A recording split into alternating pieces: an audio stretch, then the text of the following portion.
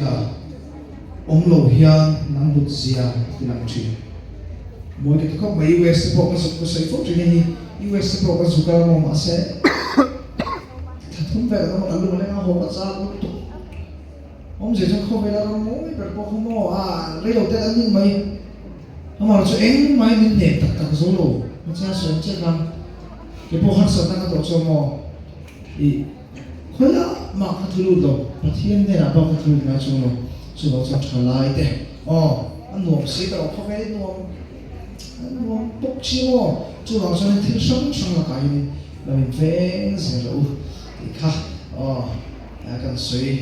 đùa nhỉ đây thiên có buổi nào mình suy tôi này mình tham món tôi này ôi su thì lại cái nó sáng cái với cái sáng tôi nha các con phiếu thì bọn mình làm gì rồi